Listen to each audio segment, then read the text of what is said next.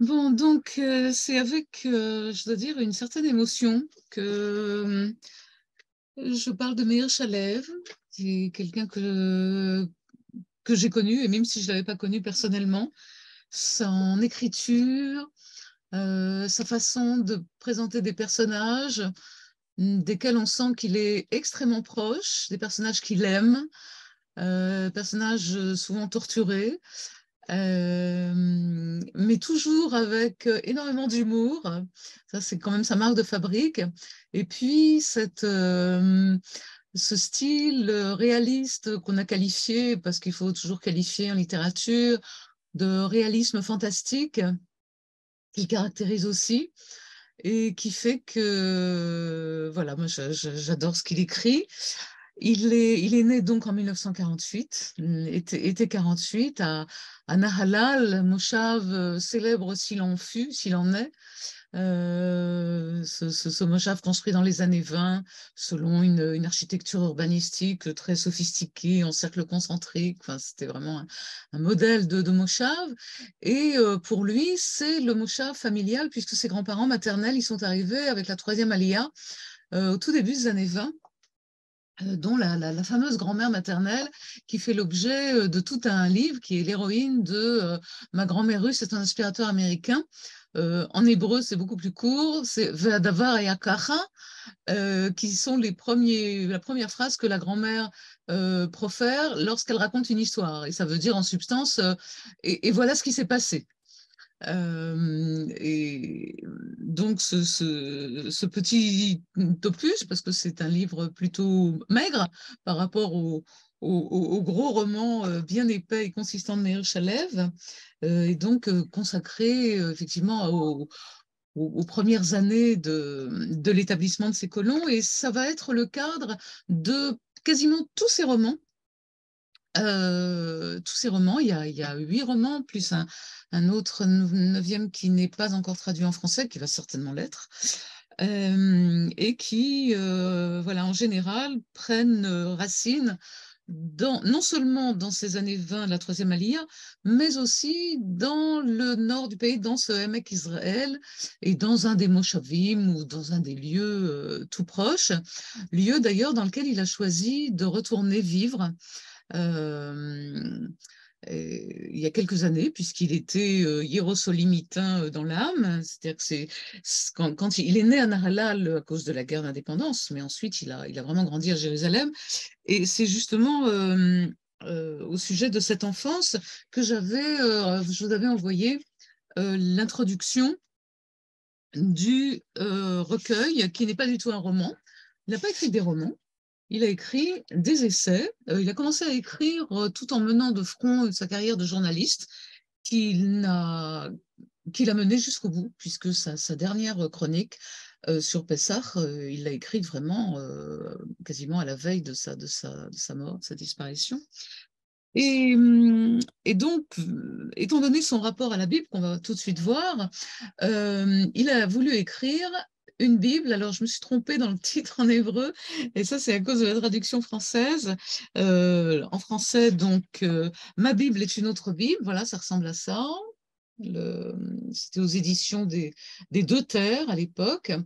Et en français, et en hébreu, c'est Tanakh Arshav, c'est-à-dire le Tanakh aujourd'hui. Autrement dit, mon péroche, mon exégèse, mais il le dit pas comme ça, bien sûr, de certains passages, chapitres du Tanakh. Et donc, en guise d'introduction à cette Ma Bible est une autre Bible, ou ce Tanakh Arshav, il explique euh, alors bon, le début, le premier paragraphe m'intéresse, enfin, c'est pas, hein. Mais ce qui est beaucoup plus intéressant, c'est la suite. Comment il a grandi dans un foyer laïque? Je précise que ce foyer laïque se composait donc de sa mère, Batia, donc la fille de la fameuse Tonia, et de son père, le poète Yitzhak Shalev, hein, qui figure pas peut-être parmi les grands poètes canoniques de l'hébreu moderne, mais tout de même. Donc, foyer laïque imprégné par la Bible, les discussions familiales, attendez, hein, Je vous mets ça tout de suite comme il faut. Hop. Les discussions familiales autour du roi Shaoul et surtout ce paragraphe, les excursions à Eshtaol, là où est né Samson, au port de Yaffo, d'où Jonas a tenté de fuir pour aller à Tarshish, le Yévoussi, donc, qui a fondé là où se trouve aujourd'hui le mont du Temple, Megiddo, le Kishon, qui a emporté les chars de Sisra en juge 5, etc., etc. C'est-à-dire que son père, le poète donc Yitzhak Shalev, a élevé ses enfants, Bible à la main, mais surtout en imprimant ses pas sur les traces des personnages bibliques. C'est-à-dire que tout le pays, il a sillonné, la Bible à la main, avec tous ces récits bibliques in situ, c'est-à-dire là où ils se sont déroulés. Donc il avait vraiment la Bible à la semelle de ses souliers, si je puis dire. C'est très c'est important. Bon, évidemment, là, on va rentrer uniquement dans des passages bibliques, donc c'est évident, mais même si d'aventure, ou pas d'aventure d'ailleurs, vous décidez de lire quelques-uns de ces romans, j'aurais du mal à vous dire lisez celui-là d'abord ou celui-là en premier, eh bien, vous pourrez sentir cette imprégnation justement de l'histoire par les lieux qui sont vraiment extrêmement importants. Voilà, à l'école, j'ai appris comment David eut raison de Goliath, puisque c'était une époque bénie où on avait des cours de Tanakh à l'école en Israël. Je ne suis pas sûre qu'il y en ait toujours dans les écoles, gouvernementales, enfin les écoles laïques. Voilà, les 5 pierres plates du Torrent s'apparentaient au livre du Pentateuque. Ainsi le prétendaient les sages, comme mon professeur d'ailleurs. Et puis voilà la suite. Mon père m'avait conduit au fleuve Ella pour me montrer là où bivouaquaient les fils d'Israël, où se tenaient les Philistins. Et il a en plus senti le contact des pierres plates de la fronde de David qui défait Goliath. Donc vous imaginez un peu pour un enfant tout ce que ça peut laisser comme marque, à la fois physique, le contact froid et lisse du caillou, semblable à celui que David avait mis dans la fronde, Goliath, le mal, la violence, et David, le petit enfant à lunettes, comme lui évidemment, une pierre à la main, etc. Et le côté physique est capital chez Shalev dans toute son œuvre. C'est une œuvre extrêmement sensuelle et les personnages. Bon, je ne peux pas commencer à parler des romans parce que le sujet c'est Tanakh Akshav, mais on va le sentir très vite, même dans si vous l'avez parcouru, le premier extrait que j'ai choisi et qui figure d'ailleurs en guise de premier chapitre dans, dans l'original hébreu, alors que je ne sais pourquoi, dans la traduction française, ils ont choisi de commencer avec l'épisode de David et Abigail, qu'ils appellent Raquette au Carmel, enfin peu importe, ils ne commencent pas justement. Et c'est. Bon, je termine parce que je veux tellement dire de choses en même temps. C'est comme montrer à la fois l'hébreu et le français. On peut pas, on peut pas faire les deux. Voilà, l'exégèse traditionnelle, c'est pour ça d'embellir les histoires de la Bible, de justifier les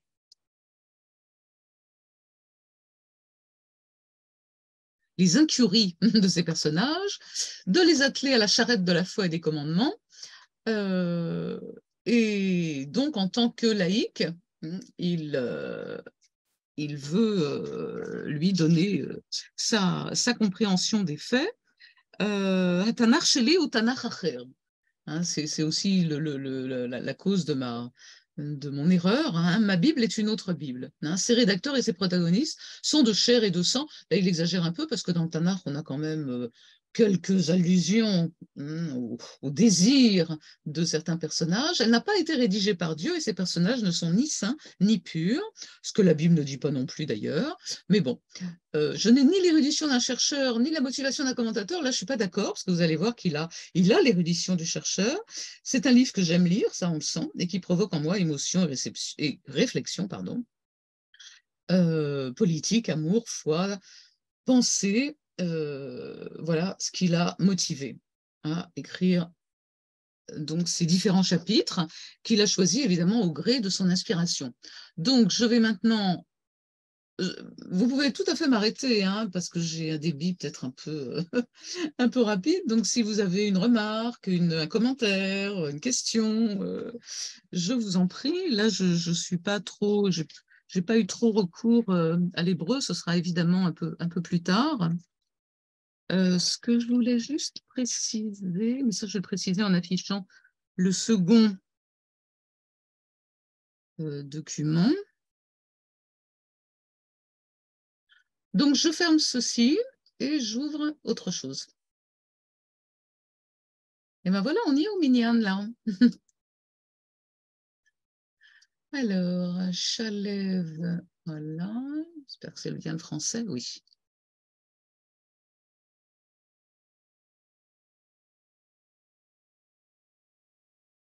Ah ben, je vais l'intro aussi là-dessus. Mais j'ai pas photocopié le. Ah, c'est dommage. Oh. Bon, alors, ah, j'ai dû le mettre pour l'hébreu. Je voulais quand même. C'est très très joli, je trouve. Une très jolie illustration. Vous devez l'avoir en hébreu, mais je vais juste le remontrer. Donc, le premier chapitre, c'est la rencontre de Jacob et Rachel, et pas seulement la rencontre d'ailleurs. Voilà, c'est ça que je voudrais juste vous remontrer parce que c'est quand même très joli. Tac, partager, voilà. Et voilà. Cette très belle illustration, je voulais quand même vous en donner l'origine. Le texte qu'on a là, évidemment, n'est pas du tout le texte biblique. Einav nachuas barishona al mi she'atida haita liot ahuvato vera'ayato. Ses yeux se posèrent pour la première fois sur celle qui était destinée à être sa bien-aimée et sa compagne. Umi sheyachad imo titzor, j'arrive pas à lire parce que c'est à l'envers. Titzor sipur ahava she'ein rabim kamohu. Et donc, celle qui, avec laquelle elle allait tisser une histoire d'amour dont il existe peu de semblables. Bon, traduction approximative. Cette illustration et les suivantes sont tirées, en fait, d'une collection dont j'ai le titre en latin. Je vais vous l'indiquer dans le fil que tout le monde appelle le chat, mais ce mot m'énerve, donc j'appelle ça un fil, dans une collection Imaginum Historiae Israelitorum 1848, c'est-à-dire collection d'images de l'histoire des Hébreux ou des Israélites, comme vous voudrez, qui date de 1848, pardon. Historiae Israelitorum. Et j'ai trouvé.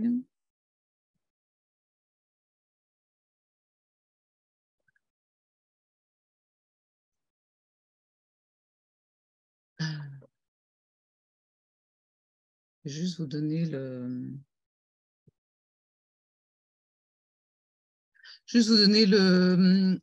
la source.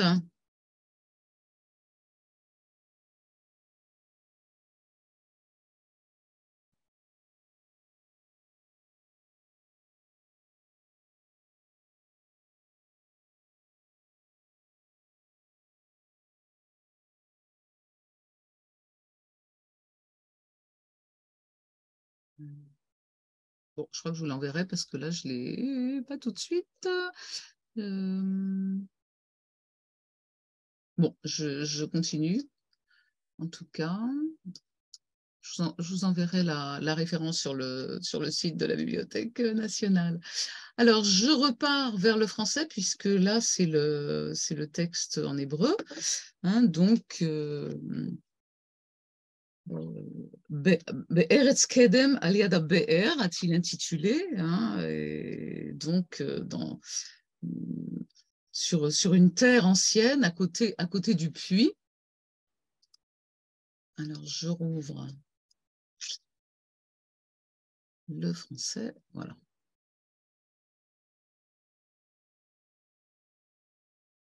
Voilà, dans le pays d'Orient, ce qui est quand même un peu plus élégant que ce que je viens de vous...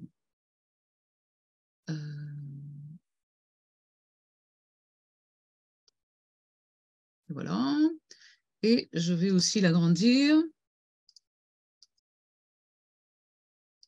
Voilà. Alors, pourquoi Chalève commence-t-il par, par ce chapitre, donc, comme on le voit tout de suite affiché, hein, chapitre 29. D'ailleurs, je vais peut-être prendre tout de suite mon Tanakh sous l'année, même si j'ai noté les références. Parce que pour lui, il s'agit d'une des plus belles histoires d'amour qui soit, hein, parmi toutes celles qui sillonnent le Tanakh. Cette rencontre et cette love at first sight, hein, vraiment ce coup de foudre entre Jacob et Rachel, qui va engendrer ces 7 années de travail, 7 années de travail par amour, pour lui est quelque chose qui le transporte et dont il est même, il le dit si vous avez parcouru ce chapitre, dont il est même très jaloux. Il aurait certainement quelque part souhaité qu'on l'aimât autant, hein, pour considérer pour lui le plus beau verset du Tanakh et sans contredit, hein, celui où Jacob travailla 7 années qui furent à ses yeux comme quelques jours, Keyamim Achadim, tant il l'aimait. Et ce comme quelques jours, pour lui, c'est tellement le paradigme de l'amour absolu qu'il l'a donné en titre à l'un de ses romans. Sauf qu'en français, ne cherchez pas comme quelques jours, parce qu'évidemment, l'éditeur a jugé que c'était pas très porteur, et il l'a transformé en Pour l'amour de Judith. Et donc, dans le roman Pour l'amour de Judith, Judith, qui est l'héroïne, mais qui est en fait n'est plus de ce monde lorsque s'ouvre le roman, puisque c'est son fils qui s'appelle Zaïdeh, c'est-à-dire grand-père. C'est son prénom de naissance, qui raconte l'histoire de sa mère, aimée par 3 hommes, et Zaïdeh lui-même ne saura jamais lequel est son père, ou plutôt si, voilà déjà le fantastique chalévien, ils sont chacun, quelque part, son père. Il a quelque chose de chacun d'eux en lui. Et donc, Pour l'amour de Judith raconte effectivement cette histoire d'amour absolument magnifique et torride qui va unir Judith à chacun de ces 3 hommes et l'histoire de son fils Zaïde, qui s'appelle Zaïde. Là, je ne peux pas résister au plaisir, parce que tout simplement, si l'on nomme un bébé grand-père, l'ange de la mort, qui est toujours à l'affût, évidemment, de s'emparer des nouveau-nés, s'il s'approche d'un berceau où le nourrisson s'appelle Zaïde, il va se dire « Ah, ben, je me suis trompé, Zaïde, c'est un grand-père ». Donc, il s'éloigne et l'enfant, évidemment, échappe au sort cruel que lui réservait le Malach HaMoves, le Malach HaMavet. Voilà un petit peu pour cette histoire de Keyamim Achadim comme quelques jours. Et il commence direct, hein, de tous les héros de la Bible, celui que je jalouse, c'est Jacob. Hein. Alors, il ne le jalouse pas à cause voilà, de ses possessions, mais de ce premier rendez-vous. Alors bon, il commence évidemment toujours de façon un petit peu, voilà, c'est son côté humoristique, léger, hein, impertinent. Alors, attendez, parce que là, tic, voilà, si c'est ça. Oh là là, faut être très, pardon, faut être très doux avec la souris quand on est sur PDF, sinon. Donc, l'histoire de son magazine américain, aux hommes en quête de conquête féminine, on se demande ce qu'il cherchait là-dedans. Voilà, comment conquérir une jeune femme. Alors, surtout aux États-Unis. Et là, de nouveau, petite pique, tout le monde ne peut s'enorgueillir d'avoir la gueule de Robert Redford, le corps de Burt Reynolds ou l'emphase de David Levy. Qu'est-ce que David Levy vient faire là-dedans, évidemment, mais ça, c'est la petite pique personnelle hein, de ce ministre célèbre hein, qui a résisté à tant et tant de gouvernements. Donc, le rituel de la rencontre, à l'âge de pierre, alors tout ça, évidemment, c'est très drôle, les briseurs de cœur s'en allaient tuer des ours, et aujourd'hui, évidemment, on n'en est plus là, mais on pavane nos plumes pseudo-intellectuelles, etc., etc., déluge de futilité. Et devant ce déluge de futilité et de verbiage, on a quelques bonnes raisons de jalouser Jacob à sa rencontre avec Rachel devant la margelle du puits. Et là, il va bien sûr resituer en bon commentateur Roshem Rishon, première impression. Évidemment, il fait confiance à ses lecteurs qui connaissent en principe la Bible et surtout le Chumash par cœur. Le lecteur n'a pas oublié comment Rebecca est son fils préféré du père, le vieil Isaac, et on reviendra sur cette duperie, parce que ça, il ne la digère pas du tout, cette duperie-là de Rebecca, Meir Shalev, et il va même aller jusqu'à la comparer, mais je pense qu'il n'est pas le seul, avec celle de Jacob un peu plus tard.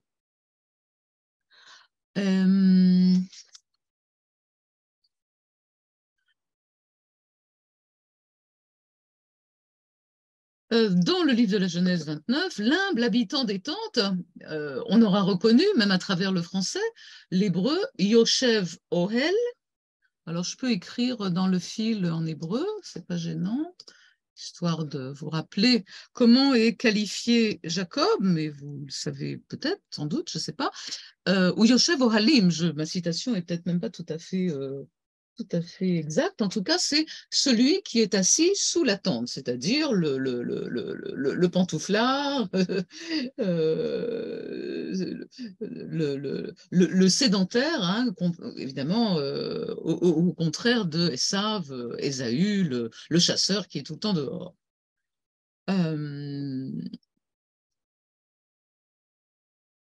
Donc, il arrive vers l'Est, hein, il part vers l'Est, vers la famille de sa mère, il croise les bergers, et là, il met l'accent justement sur le fait que Jacob n'est pas les aventuriers de l'Arche perdue, que c'est quelqu'un qui n'est pas un fort des Halles, n'a pas de goût spécialement pour ni pour la bagarre, ni pour faire une démonstration de force. Or, c'est justement ce qu'il va faire, donc qui paraît extrêmement étrange, ni un paysan, ni un aventurier, et l'histoire de la margelle du puits, de la pierre qui recouvre la margelle du puits, et où il est très très difficile de la soulever. La charmante bergère arrive, la cousine Rachel, voilà, et donc cette fameuse phrase qui entourait l'illustration que je vous ai montrée tout à l'heure. À noter, et c'est quand même pas un détail de moindre importance, que Rachel est la seule femme à qui la Bible attribue la double épithète de belle de taille et belle de visage, Yefat Toa, Vifat Mar'e. Yefat Toa, Vifat Mar'e. Elle est deux fois belle. Elle est belle d'aspect et de taille. Enfin, toujours un peu.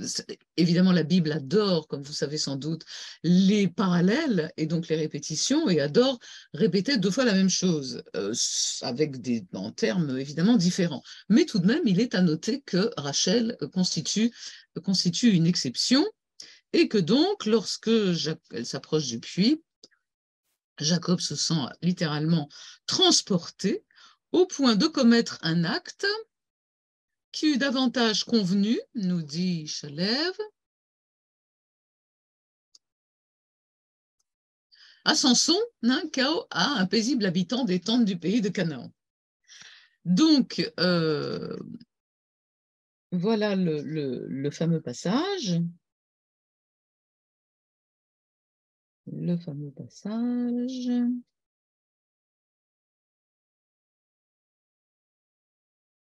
Nous sommes en Genèse 29, 10.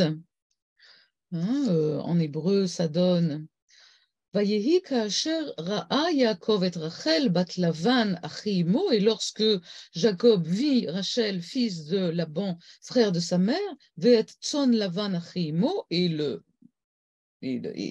troupeau de Lavan, toujours le même, Vayigash Yaakov, vayagel et even me'al pi haber, Jacob s'approcha, fit rouler la pierre de la margelle du puits, Vayeshk et tson Lavan achi imo, et abreuva le troupeau. Vayishak Yaakov le Rachel, vayissa et kolo vayefk. Là, franchement, le poète qui a écrit ces deux versets, chapeau, parce qu'on a des allitérations absolument magnifiques. On a d'abord Vayishak Yaakov le Rachel. Non, pardon. D'abord, on a Vayashk, Vayashke, la forme complète, là, elle est tronquée, mais je ne vais pas rentrer dans des considérations grammaticales.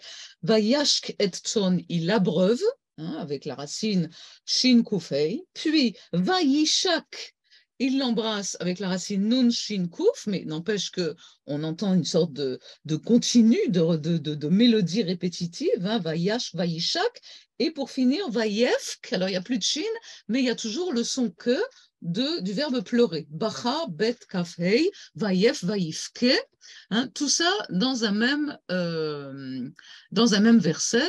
Voilà, lorsque Jacob vit Rachel, ici, ce qui est entre crochets, c'est fille de Lavan, frère de sa mère. Bon, ça on le sait, il s'avança, fit glisser, ce que je viens de vous lire, fit boire, embrassa, il va la voir en pleurant. Évidemment, en français, toutes ces subtilités de l'hébreu et pour cause ne sont plus d'actualité, mais il n'empêche que ça demeure un verset très fort, quand même très émouvant.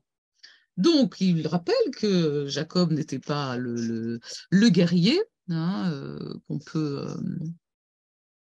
Loaya Gibor Milchama, Gibor, pas dans le sens de l'hébreu moderne, un héros. Aujourd'hui, quand vous dites Gibor en hébreu, c'est un héros, et ça peut être un héros, il n'est pas forcément doué de force. Mais quand même, dans le mot Gibor, on a quand même Gimel Bet Resh, et on sait très bien que c'est celui qui détient la force, comme dans Pirkei Avot, Mihu Gibor, Akovesh et Yitzro, c'est pas qui est le héros, c'est qui est celui, le véritable détenteur de la force, c'est celui qui maîtrise, évidemment, ses instincts. Donc là, Gibor Milchama, c'est je dirais pas un vat en guerre, mais bon, c'est quelqu'un qui a fait ses preuves sur le champ de bataille. Veish, dit très joliment Shalev, qui écrit dans un hébreu absolument prodigieux, chez Kocho Bemotnav, dont la force est dans ses hanches, en fait, mais évidemment, c'est toujours des euphémismes pour ne pas désigner évidemment le sexe masculin, là où repose évidemment la force, mais en tout cas c'est une très belle expression. Shalev d'ailleurs a ce don de naviguer entre plusieurs styles de langue quand il écrit. C'est-à-dire qu'on va avoir des phrases qui sont extrêmement littéraires et avec des tournures en hébreu assez rares. Et puis, même à l'intérieur d'une phrase comme celle-ci, pof, tout à coup, on a quelques mots, quelques fragments dans un hébreu du quotidien, dans un hébreu du tout venant.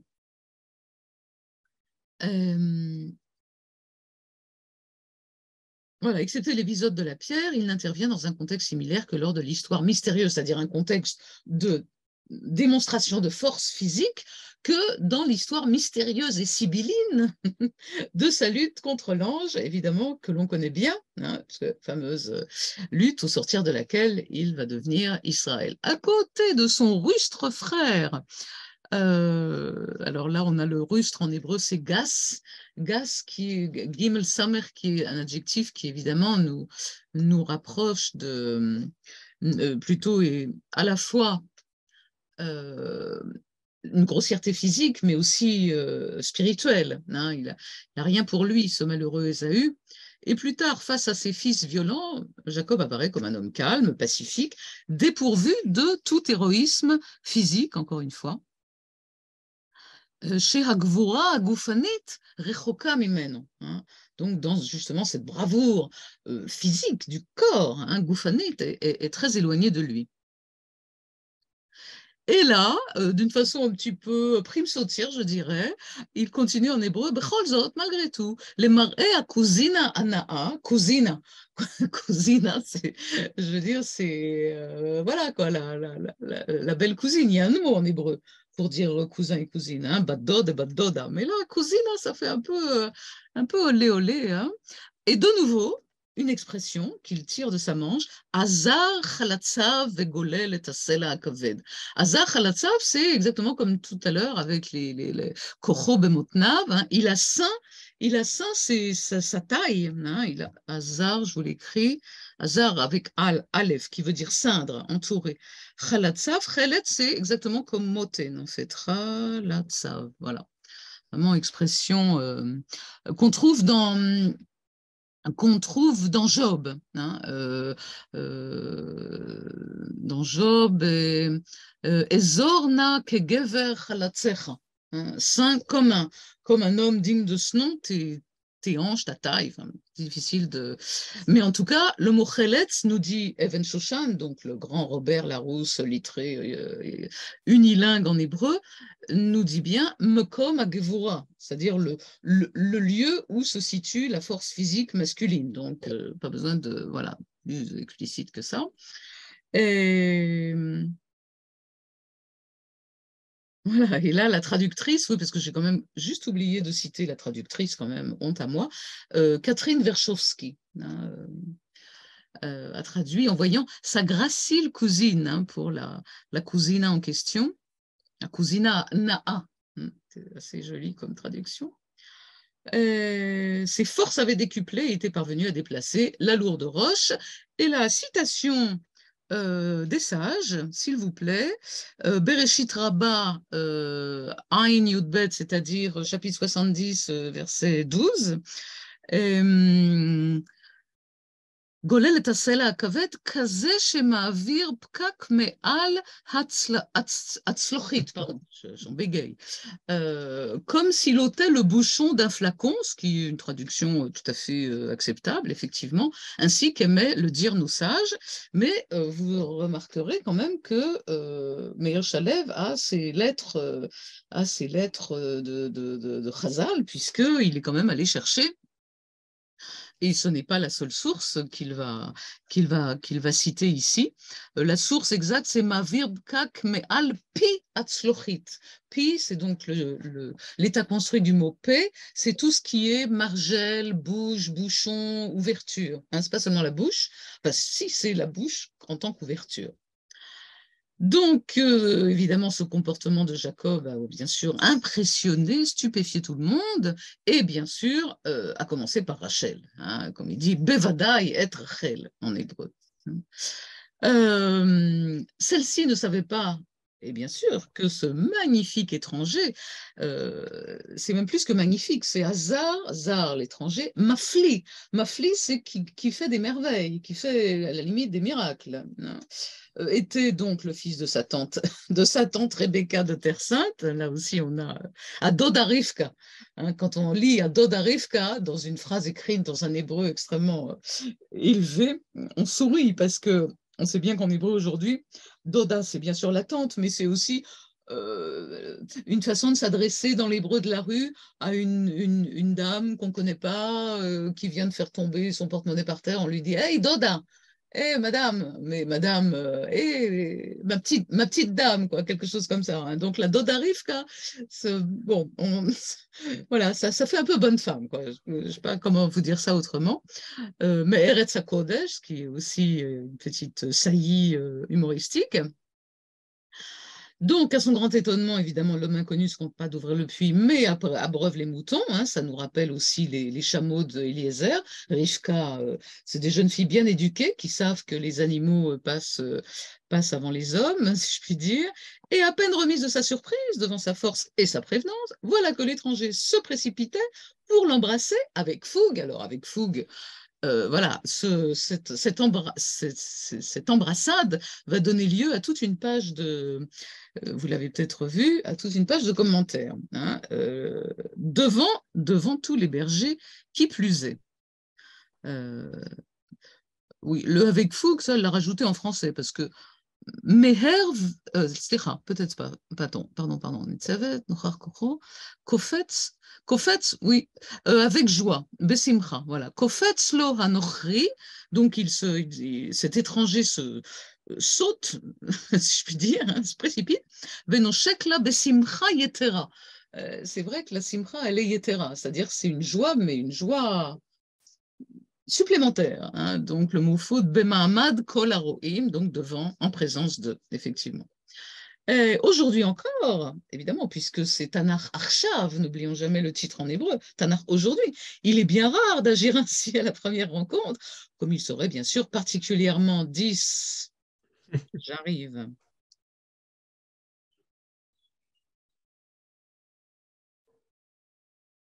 Courtois, 10 courtois, de se comporter de la sorte. Allons bon, pourquoi j'ai pas là?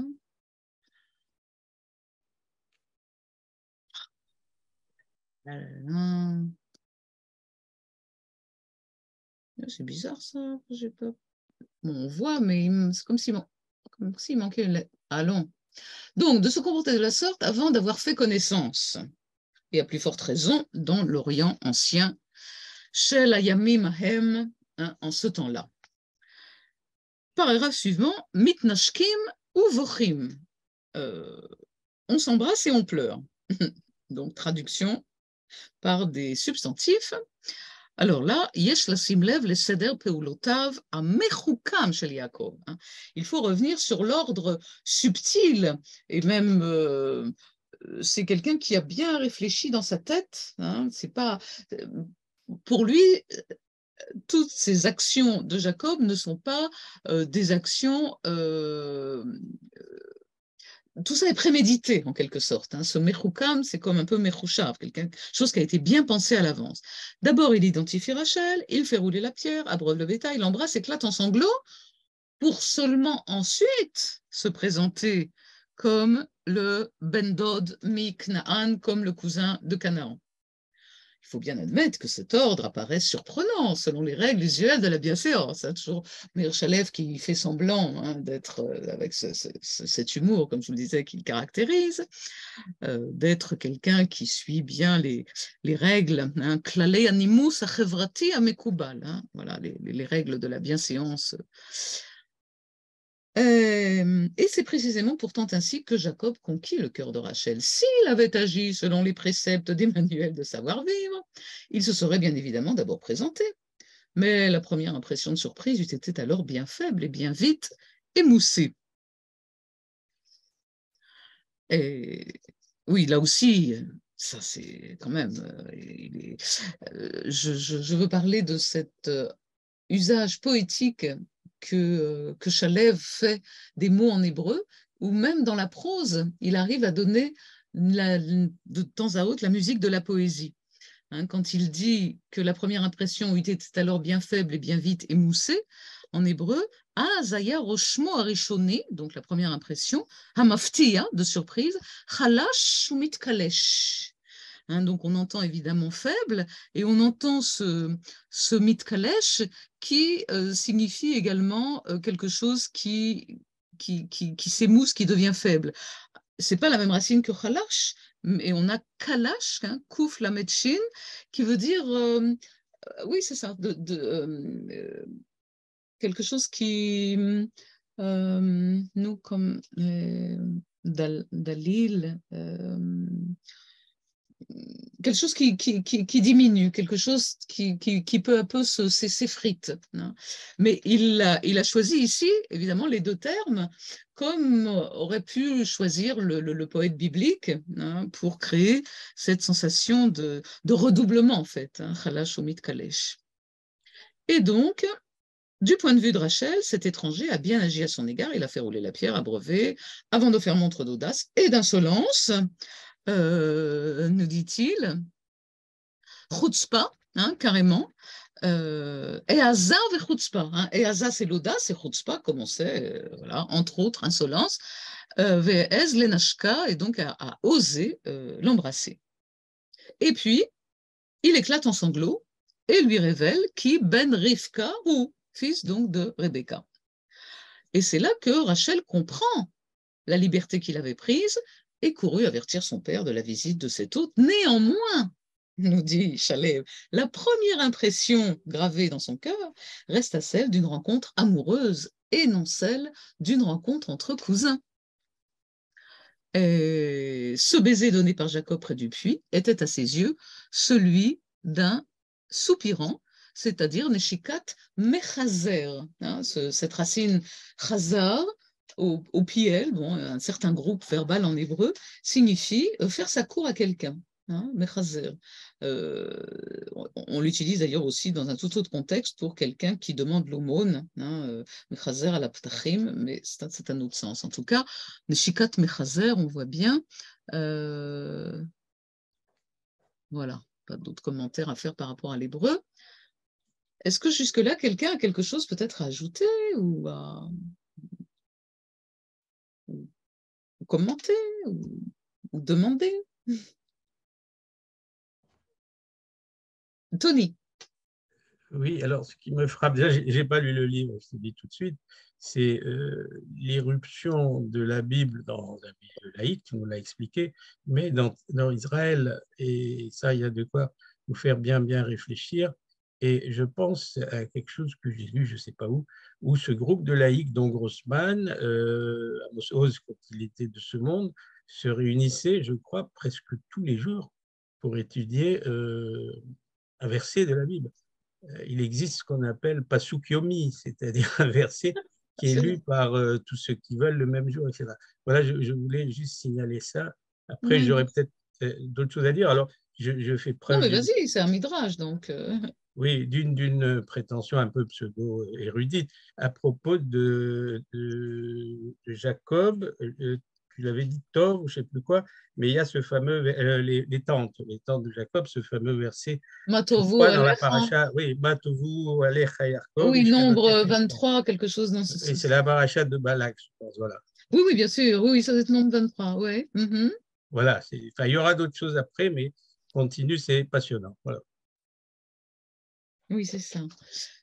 Bon, alors, continuons. Une histoire extrêmement. Nous sommes dans le suspense. Le baiser de Jacob et de Rachel devant le puits marqua évidemment les esprits. Il est impossible que Jacob, notre ancêtre, ce juste fils de juste, Otot Tzadik ben Tzadikim, bien sûr, Shenikra Shmo Israël, porte le nom d'Israël, et le père d'une douzaine de tribus, balance douzaine de tribus, et puis ici péché par concupiscence et outrepassé les règles de la décence. Alors ça donne quoi Nirshal kan beta'aftanut, c'est même pas ta'ava, c'est la racine taf et non, c'est pas cette racine-là, c'est Aleph Vav Hei, la racine, désirée, au V. Alors, Ta'aftanut, il en rajoute encore une couche de Ta'ava, de ce désir physique. Et la Ta'aftanut, Yetera, donc à nouveau, c'est quelque chose qui vient en plus. Ou be'avera al klali atzniut, c'est une avera qu'il a commise, outrepassée, mais c'est vraiment, c'est transgressé. Bon, là, il fallait faire un français un petit peu élevé, les règles de la tzniut, vraiment. Et là, entre en jeu rien moins que Nachmani, Daramban, et puis Yalkut Shimoni, et puis qui d'autre. Donc, on commence avec Nachmanide à propos de ce baiser. Rachel était petite, puisque tout le monde sait que c'est Rachel Bitra Haktana. Alors, était-elle petite ou bien ce Ktana désigne-t-il la plus jeune fille, comme on le désigne toujours en hébreu aujourd'hui, quand on dit ou Katan Mimeni, c'est pas qu'il est plus petit, c'est qu'il est plus jeune. Donc Rachel était petite et comme elle était petite, en tout bien tout honneur, il n'y a pas lieu de s'inquiéter face à l'assertion Jacob Beza Rachel. Rachel הייתה קטנה ואין לחוש לה, וזה עניין וישק, pardon, décidément, Yaakov les Rachel. Ein lachouch là, Lidog, sur la rouche, évidemment, dans un sens, il n'y a pas à s'inquiéter, il n'y a pas à sentir des choses qui n'existent pas. Car la construction syntaxique du verbe embrasser indique qu'il ne s'agit pas d'un baiser sur la bouche, mais qu'il ne fit que la baiser sur le front ou sur l'épaule. Yishak les Rachel et non pas et Rachel. Il embrassa. Il y a une sorte de distanciation. Bon, voilà. Alors, comme dit alors, en français, elle a traduit « s'il le dit, point de suspension, c'est qu'il a raison ». En hébreu, c'est encore plus… Enfin, c'est déjà drôle, mais en hébreu, c'est encore mieux. « Imu omer ou betach yodea ». Donc, si Nachmadi dit cela, c'est qu'il est certainement au courant. Donc, la petite, sur ces petites piques, voilà. Dans le Yalkut de Siméon de Francfort, là, elle a rajouté, parce que c'est Yalkut Shimon, évidemment, dans son… Katouv les morts. Kol neshika letiflut, là je vous cite dans le texte évidemment. Kol neshika letiflut, bar mitilta, c'est-à-dire sauf bar, mitilta en araméen, tilat, tlat, c'est shalosh. À part trois. Quels sont ces trois baisers qui ne sont pas des baisers stam, enfin comme il dit frivole, toujours difficile à traduire ce tafel qui veut dire des baisers qui sont comme hevel, des baisers qui n'ont pas de signification particulière. Alors, à part les trois en question, Neshika shel Gedula, comme Neshikat Shmuel et Shaoul, que chez Mashach Oto le Melech, autrement dit, le baiser de pas facile, comment elle a traduit, au fait, solennel, ok, le baiser de grandeur, gdoula, comme celui donc Samuel à Shaoul lorsqu'il l'a oint comme roi. Neshika shel parakim, donc perek-zman, parakim dans le sens de perek, qui est toujours un élément de quelque chose, et perek-zman en l'occurrence, comme Neshikat Moshe et Aaron, leachar preida memushechet, donc vous voyez le français, baiser de retrouvailles, Moïse et Aaron, après la séparation, et le baiser chaste, Neshika shel Prichout, je ne sais pas pourquoi elle a traduit chaste, parce que Prichout, c'est se séparer de quelqu'un.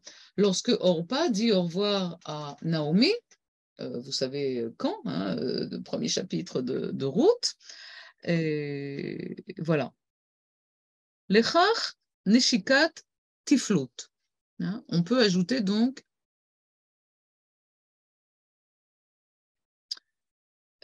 pardon. Lechach, non, je me suis trompée de ligne en hébreu, ça ne voulait rien dire ce que j'ai dit. Lechach mitosefet e'arato shel Reb Tanchuma, shel Rabbi Tanchuma, ça c'est mon yiddish qui Rabbi Tanchuma, on peut ajouter l'observation, c'est-à-dire lechach à cela, mitosefet ou mitvasefet, mais il écrit dans un hébreu parfois, je dis un petit peu désuet, donc s'ajoute la remarque de Tanchuma, chez Gam Neshika shel Krivut, même un baiser empreint de familiarité, c'est-à-dire un baiser à un proche, Krivut Karov, shel Krovei Mishpacha, voilà, les proches parents, Eina Neshikat Tiflut, n'est pas un baiser voilà, sans signification. Sheneema Vayishak Yaakov le Rachel Shaita Kruvato, puisqu'il embrasse Rachel et que elle est sa parente. Donc on peut ajouter, nous dit Tanchuma, à toute cette liste de Nachmanide. Si un baiser d'amour est une affaire frivole, ou enfin, j'aime pas trop frivole parce que c'est voilà, c'est quelque chose qui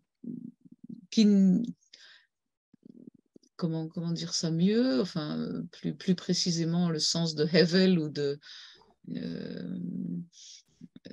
un baiser qui ne compte pas quelque part. Chacun, à commencer par Tantruma, ne se prive pas d'émettre son avis sur le sujet. Cela mis à part, il convient de garder à l'esprit que lorsque Jacob embrassa Rachel, elle ignorait qu'il s'agissait du baiser d'un proche, ce que Rabbi Tantruma, lui, en revanche, savait. Donc, ce qui revient évidemment à ne pas prendre en compte ce pérouche. Et Jacob, Michel, oui, Michel, on rappelle juste que oui, Tanhuma, c'est le Midrash Tanhuma, Oui, un des plus anciens midrashim, oui, souvent parfois pas cité, mais utilisé par Rashi, c'est-à-dire oui, qui a oui, beaucoup d'autorité, très ancien. oui, oui, oui, oui. Le Midrash Tantruma, c'est pas n'importe qui.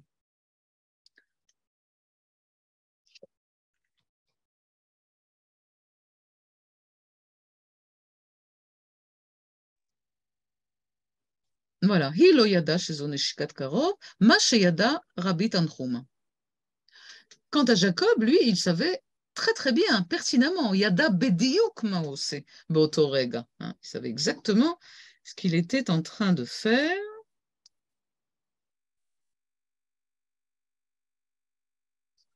en cet instant.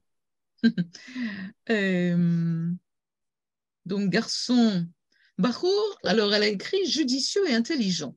Et là, je conteste. Excuse-moi, Catherine. Aya Bachour armoumi venavon. Navon, intelligent, pas de problème. Mais armoumi, c'est plus que judicieux. Hein, c'est un rusé, Jacob. Et on le sait qu'il est rusé. Il va y revenir sur le caractère rusé de Jacob, Meir Shalev. Et ce n'est pas par hasard, l'olechinam, qu'il repousse au dernier moment sa présentation à sa belle cousine, ce baiser osé, là ça sonne bien, auprès du puits, brûle à les lèvres de la belle cette année entière. Ota neshika noezet liadaber ba'ara al sfatea sheva shanim tmimot. Là, on est dans une traduction tout à fait littérale. Hein, donc, il s'est quand même passé quelque chose d'un peu plus que le simple baiser du cousin à sa cousine. De même, les larmes de Jacob témoignent de la forte émotion qui s'était emparée de lui. Bien des commentaires furent écrits à ce sujet. Perushim shonim nirtevu gam al inyan ze. D'aucuns prétendent dire que Jacob avait pleuré pour ne pas avoir apporté de présent avec lui, contrairement à Eliezer, le serviteur d'Abraham, lorsqu'il était venu quérir un beau parti pour Isaac. Donc, premier commentaire, effectivement. Euh, voilà, Imo Matanot, en allant, le beau parti, c'est le Shidour. D'autres affirmèrent que Jacob avait déjà vu dans une prophétie que Rachel ne serait pas enterrée avec lui, ou dans un autre commentaire encore, que les bergers avaient cancané et l'avaient dénigré pour avoir osé embrasser Rachel. Chaque commentaire a ses raisons. Hein. Évidemment, on sent bien l'ironie qui se cache derrière les trois commentaires qu'il vient de nous donner. Hein, le lecteur se dit, c'est quoi ça quoi.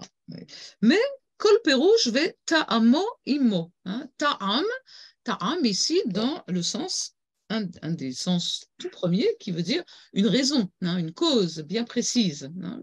Kol Perouche ve ta'amo imo. Mais ces larmes traduisent apaisement et soulagement. Hakala ve revacha. Après avoir fui, erré, connu le danger, la solitude, Jacob arrivait enfin chez les siens. C'est-à-dire qu'il a une analyse évidemment très psychologique, je dirais. À présent, certain d'être à l'abri de la vengeance d'Ésaü, il se sentait en sécurité, rasséréné au sein de sa famille. Il ignorait ce que l'oncle Laban lui réservait. Aussi se laisse-t-il aller à fondre en larmes. Hetir Yaakov leatzmo lehityaper.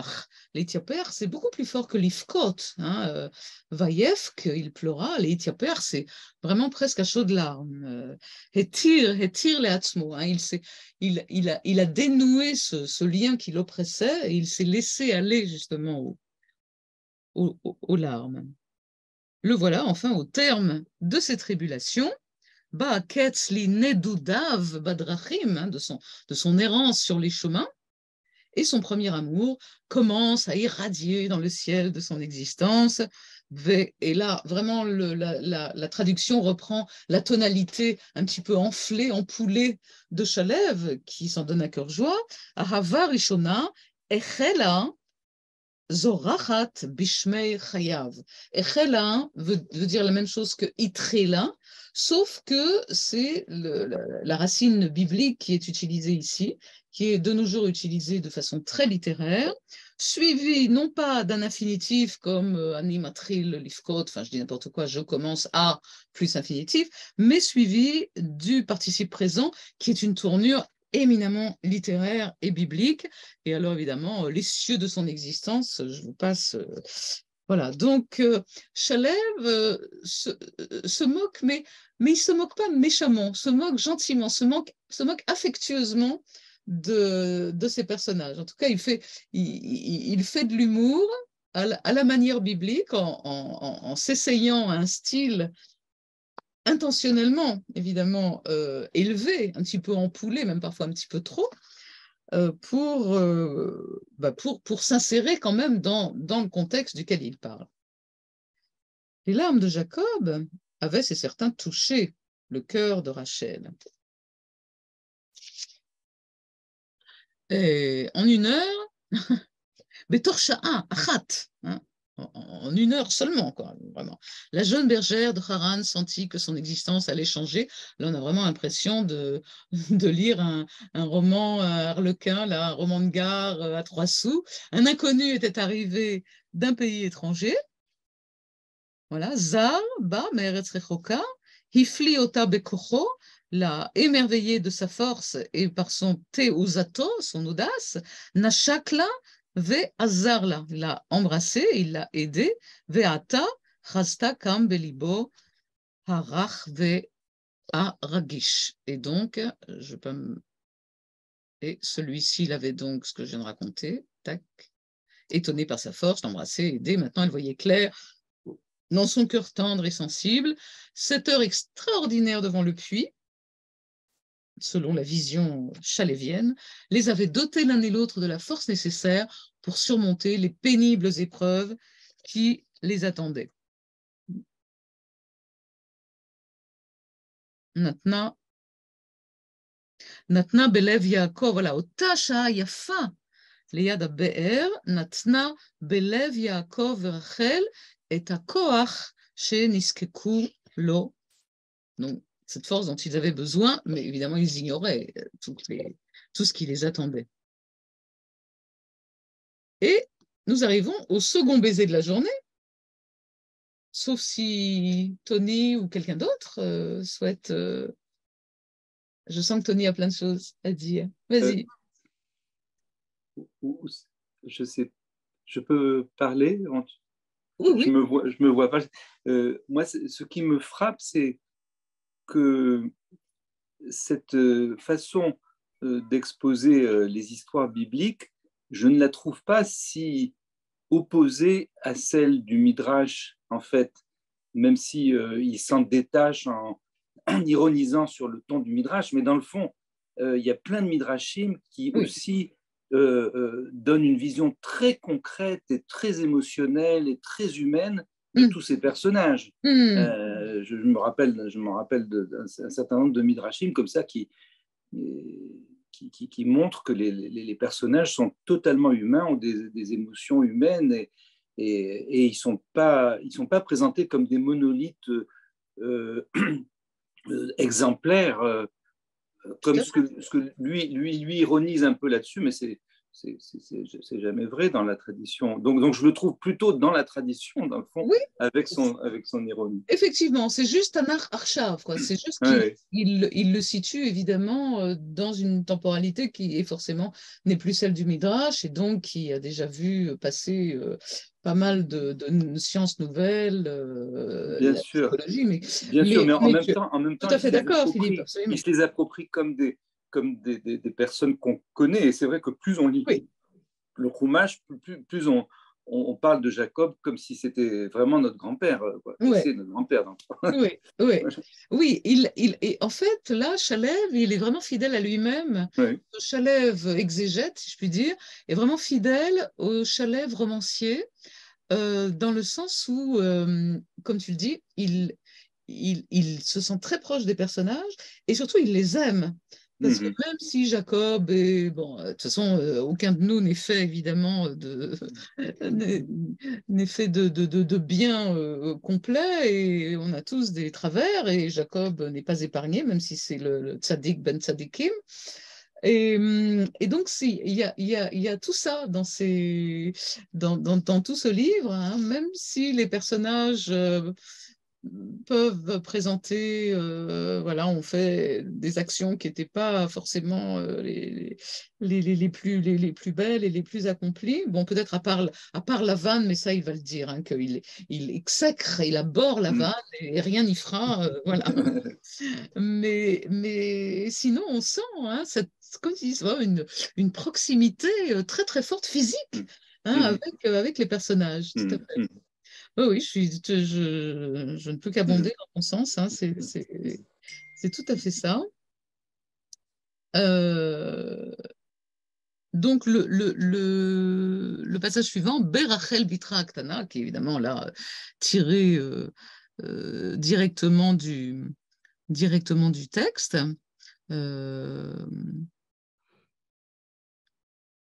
Donc, on est toujours dans le 29, hein, et le chapitre, on arrive déjà au verset 13, quand Laban arrive, entre autres, entre versets 13 et 19. Hein, là, on se situe à peu près ce passage-là. Le second baiser de la journée.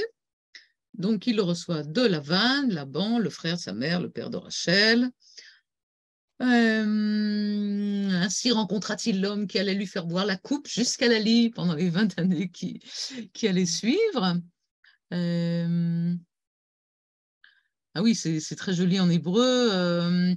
Donc l'homme chez Atidaya, donc qui allait, les hasbiyo merurim, c'est-à-dire le rassasier. Les hasbiya, ça vient de seva, sin bet ein. C'est de faire un signe, évidemment, ça donne un shin. Voilà, hein, c'est cette racine qui donne donc encore une fois le fait d'avoir mangé à sa faim, sova, hein, la satiété. Mais là, c'est rassasié non pas de bonnes choses, mais de merurim, hein, de marre, hein, d'amertume. D'où cette jolie traduction française, la coupe jusqu'à la lie. Si Jacob avait bien vu dans une prophétie que Rachel ne serait pas ensevelie à ses côtés, il n'était malheureusement, et là il se moque évidemment, hein, malheureusement pas parvenu à prévoir comment il allait être abusé par Lavan, comme lui-même avait semblablement agi en se jouant de son père aveugle dans la lointaine terre de Canaan. Hein. Et là, c'est un petit coup d'aiguillon, hein, sur Jacob, qui agit de façon pas tellement, oui, si je puis dire. On a la Rémia Rama qui signifie, une racine qui signifie tromper, hein, tricher, tromper. Beshita Doma, hein, avec une méthode semblable. Donc Jacob devint l'hôte de son nom pour qu'il se mette à travailler. Un mois passa avant que Jacob ne lui demande, fameux verset, déclare-moi quel doit être ton salaire. Vayomer le Lavan. Non, c'est pas. Oui, c'est ça, si, verset 15. Vatachina, Magidali, maskurtecha. Je ne sais pas pourquoi maskurtecha, pas maskurtecha, mais on ne va pas discuter de ça maintenant. En tout cas, maskoret, ça c'est un terme qui est resté jusqu'aujourd'hui. Rien n'avait été convenu au préalable, une erreur que Jacob allait chèrement payer, hein, al-heskem as-sachar, un contrat de salaire, et qui allait bien sûr lui coûter beyoker, hein, justement très cher. Et voilà, et votre shevashanim berachel bitra haktana. Hein, les fameuses répétitions bibliques, les fameux pléonasmes, si je puis dire, mais pour bien enfoncer le clou, je te servirai cette année pour Rachel. Et bien sûr, on dit ta plus jeune fille, mais c'est pour Rachel, ta fille, la jeune, hein, ou la plus jeune. Et c'est ainsi que Jacob tomba entre les mains de son oncle sans cœur, cet abominable et grossier personnage, Bidei Dodo Chassar Alev, donc il dit bien ça veut dire, hein, sans cœur, dépourvu de cœur, Adam Gas Venit Av Ze. Donc cet homme, encore un Gas, encore cette grossièreté, hein, Nit Av de, alors là le mot est très très fort, comment elle a dit, abominable, parce qu'effectivement c'est la fameuse racine qui nous donne la ta'ava, ou to'ava, to'eva, vous savez, objet d'abomination. Tous ces interdits alimentaires et autres d'ailleurs, pas seulement, union, bref. Et donc, Nit'av, c'est quelqu'un qui fait l'objet de cette abomination, et c'est donc ainsi que Shalev nous qualifie l'oncle Lavan, avait compris précisément l'ampleur de l'amour qu'il éprouvait pour sa fille et quel sacrifice il serait prêt à lui consentir. Voilà. Magadol, la korban, chez Yenachon l'akriv ba avura. Donc vraiment l'idée de ce sacrifice et en même temps ce logea, je sais pas, enfin quelque chose dans ce goût-là, dans le cœur de Lavan, le dessein qu'il allait mettre à exécution. Et c'est même Mésima, c'est pas vraiment un complot, mais c'est de cet ordre, hein, c'est un dessein mauvais, Mésima. Si l'amour aveugle les justes, donc Ahava mais averet, hein, de Aiver, Einei tzadikim, אך האהבה היא גם שנתנה כוח ביעקב לעבוד ברחל הקטנה. Il dota néanmoins Jacob de la force qui lui permit de travailler pour Rachel, Aktana, donc la cadette. Cette année pleine séculaire, année de dur labeur, comme on le sait, souffrance autant physique que mentale. Il dit, ça je ne l'ai pas tout de suite sous les yeux.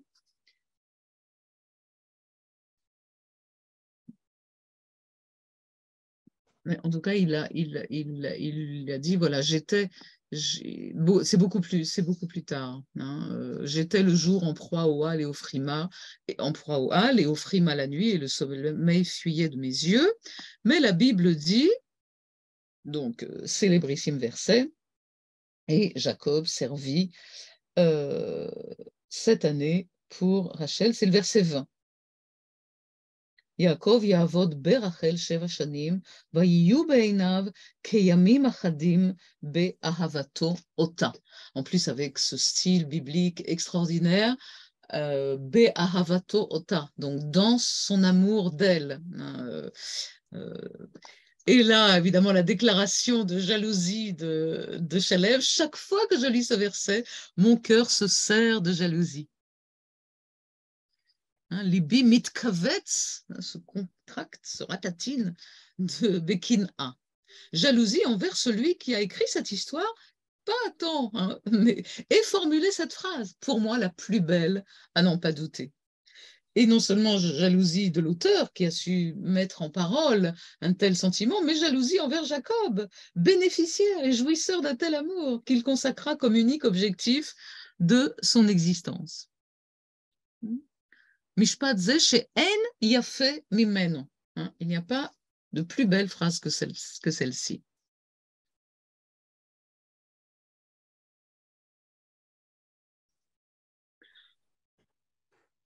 Bien des années plus tard, lorsqu'il dit à Lavan, le sommeil fuyait de mes yeux, enfin dans le texte, va tidad shnati me'einai.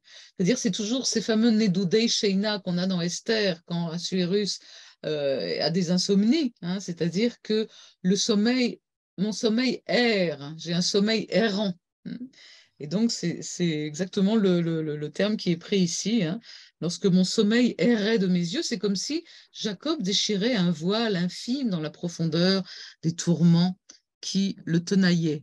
Et Yisourim, c'est des souffrances, c'est les Yisourei Iyov aussi que ressent Job, c'est des tourments physiques, hein, pas seulement, encore une fois, psychologiques, si je puis dire.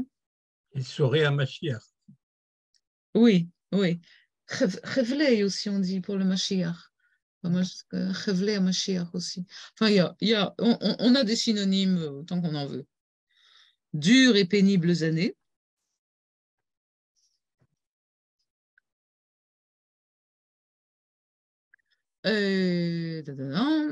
Seul l'amour put le soutenir et l'encourager. Voilà, Rak Ahava hi shetamcha bo ve'oshesha oto. De Ishouch, justement, maintenir en force. On traduit encourager en français parce qu'on n'a pas tellement d'autres choix, mais c'est l'idée de maintenir la force dans quelqu'un. Et mit oshesh, c'est retrouver cette force, justement. Là, c'est oshesha oto. En fait, Jacob était l'esclave. Aya Yaakov Eved, Beveit Lavan.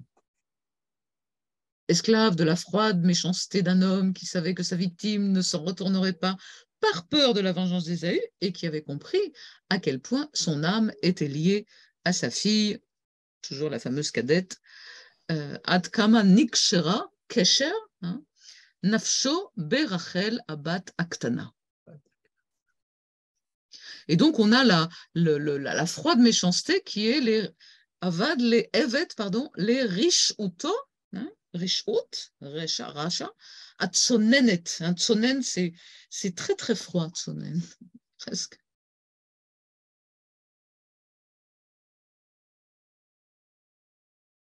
Oui, je vous laisse toujours un petit temps de parole si quelqu'un souhaite s'exprimer. Prenez la parole, ceux qui veulent s'exprimer. Non, oui. Si je peux me permettre encore, je ne vais pas Mais oui, monopoliser, la jalousie de Meir Shalev oui. à l'égard de Jacob, elle est parallèle à la jalousie de Léa à l'égard de sa sœur, tu ne trouves pas? Je ne sais pas, moi je pense qu'il est surtout vraiment jaloux de celui qui a pu écrire un verset pareil. Oui, je Ça, comprends. c'est ce qui me semble en tant qu'écrivain. Oui, j'aurais aimé pouvoir écrire. Ah oui, oui. Oui, tu as raison, tu as raison. Mais Oui, j'en profite, si tu veux bien, Michel, quand tu parlais de l'intensité de l'amour de Jacob pour Rachel, avec un seul baiser, mais plein de promesses. Il y a un texte du Midrash, je crois le Midrash Echa, dans lequel dont Stefan Zweig s'est emparé dans un récit qui s'appelle Rachel apostrophe Dieu, et qui est magnifique. On avait passé un Midrash, qui un très très beau souvenir, on va être un Midrash, où avec Laurence Benbassat, on avait étudié d'une part le texte de Stefan Zweig, écrit en allemand bien sûr, et ce que nous savions d'autre part de ce Midrash sur Rachel et sa sœur, si j'ose dire sa frangine. Et dans la description que fait Stefan Zweig de l'aspect amoureux, et d'une sensualité torride, il rappelle des choses qui sont dans le Midrash, à savoir, pour que la sœur Léa de Rachel ne soit pas humiliée, Rachel va être sous le lit dans lequel Jacob couche avec Léa, et elle avait même donné à Léa diverses informations, pour le dire simplement, pour faire jouir Jacob. Et même, pour que la voix de Léa ne soit pas étrange pour Jacob, sous le lit, c'est elle qui, pendant les échanges, exprimait ses râles d'amour. C'est très, très fort comme description, il n'y a pas de doute. Bon. Et bon, voilà, c'est ces deux éléments. Merci beaucoup, je vais aller voir ça. Puis je crois que c'était Echaraba, je crois, mais je peux le retrouver aussi. D'accord. Oui, ça on peut retrouver facilement. Mais je vais aller surtout regarder la nouvelle de Zweig. Oui, elle est très belle. Elle est très bien traduite. J'avais pris la traduction, il y avait plusieurs traductions qui étaient, je l'ai lu à la bibliothèque municipale, dans la Pléiade. Oui, c'est ça, oui, moi je l'ai à la maison en fait. Je pourrais le scanner et puis pour les gens que ça intéresse. Stefan Zweig ne connaissait pas l'hébreu, mais les Midrashim avaient déjà été traduits à la fin du 19e siècle de l'hébreu en allemand. Oui. Oh, merci beaucoup. Ah oui, parce qu'après il va parler de ça, mais il ne va pas aller jusque-là dans son texte. Mais juste je continue pour ceux qui n'avaient pas été présents, Rachel apostrophe Dieu, parce que cette scène va être décrite quand Rachel va apostropher Dieu, qui se plaint qu'on a détruit le temple, d'accord, et que tous les malheurs d'Israël sont tombés sur eux. Dans Et Jérémie, voilà, oui. Rachel Rachel Mevaka et Banéa pleure ses enfants. Voilà, c'est ça. Et elle Mm. lui dit à lui, si vous voulez, Mhm. lui avec L majuscule, c'est quoi Oui, ça? Le oui. temple qu'on avait construit pour toi, et moi, qu'est-ce que j'ai vécu, moi? Et là, comme bien entendu, Dieu lui dit oui, d'accord, Rachel, c'est toi qui as raison et il va pardonner les péchés. Comme beaucoup de fois dans le Midrash, mais c'est superbe ça. Oui, voilà, Jérémie 15, pardon, Jérémie 31, 15. Absolument. De Rachel Mevaka et Banéa. On entend des cris à Rama, etc. Pleurent ses enfants, elle refuse d'être consolée, car ils ne sont plus, et Dieu dit, retiens tes pleurs, retiens tes larmes, il y aura un salaire, etc. Ils reviendront du pays de l'ennemi, voilà, tes enfants reviendront dans les territoires, j'entends, bon, etc. Enfin, voilà, Ben Yakirli, Ephraim, et très, très, très beau passage, très, très émouvant aussi. Et Stefan Zweig, qui est un auteur, je ne sais pas si tout le monde se souvient ou sait que c'était un des auteurs les plus connus à Berlin, très, très, très célèbre. Et donc, tout ce développement qu'il fait, même s'il s'appuie sur le Midrash, ça tourne sur la sensualité de l'amour, qui n'est pas exactement comme dans le Midrash lui-même. Et donc, cette rencontre entre Stefan Zweig et le Midrash, dont il ne connaissait pas l'hébreu, est magnifique. Voilà. Ah, merci beaucoup, merci beaucoup Tony pour ce. J'aime beaucoup faire ces passerelles comme ça entre écrivains et d'accord. Bah écoute, ça va me donner du grain à moudre pour la suite de Chalève, je veux dire. Vas-y. Donc esclave de Lavan, mais esclave surtout de son amour. Hein,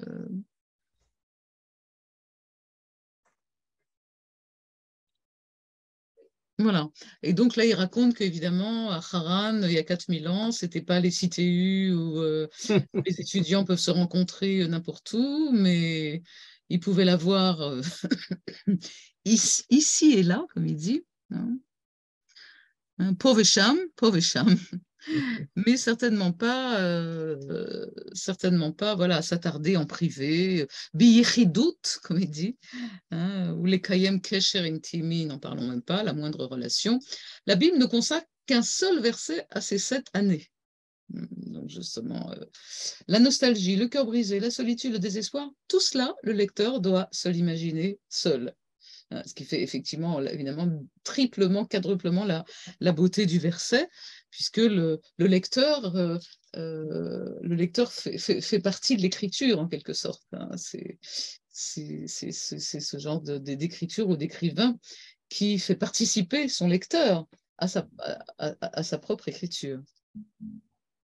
Il est facile de trouver dans la Bible des parallèles avec la vie actuelle, une profusion de personnalités politiques et militaires, d'élites religieuses, guerrières, versets ciblés, comparaisons.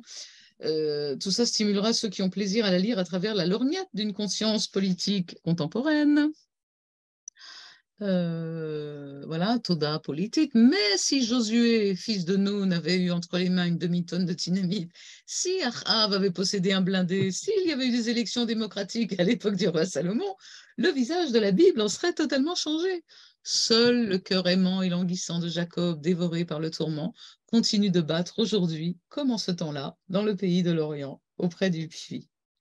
Je trouve ça vraiment très, très beau parce qu'évidemment, tout ce qui précède, ce sont en fait des moyens techniques, militaires qui évidemment n'existaient pas à l'époque, alors que le cœur de l'homme, de toute éternité, enfin de l'homme et de la femme, hein, l'homme évidemment bat toujours de la même façon. Hein, Rakalev, Aohev, Lev Yaakov, Amitapech Bisurav, dévoré, qui se retourne dans tous les sens à cause de ses souffrances. Mamshich Lifom, poème, Alev, poème, qui est donc la racine qui signifie battre, surtout pour le cœur d'ailleurs. Pe'aimot alev.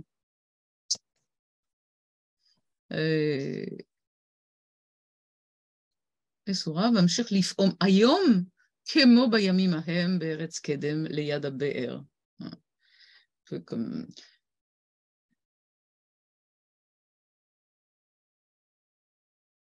Mais Jacob lui-même, souffrant et se consumant d'impatience,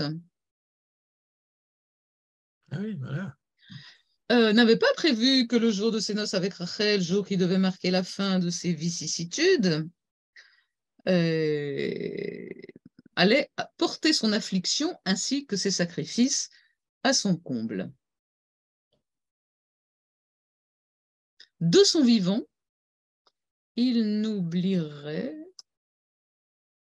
Ah ben oui, voilà, il va parler de ce il n'oublia jamais ce matin, quand il se réveilla, et qu'il tourna le visage vers sa nouvelle femme, Vehine hi Léa.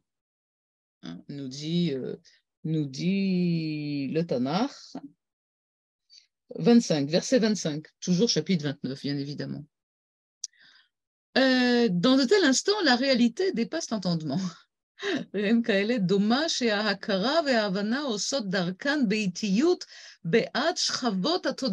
alors là, l'hébreu, pour une fois, est beaucoup plus disert que le français, mais disons que la connaissance des choses et la compréhension se fraye un chemin très lent à travers toutes les couches de la conscience. Ça, c'est l'hébreu mot à mot. Et franchement, là, le français est plutôt pas mal. Au début, Jacob ne saisit qu'une chose.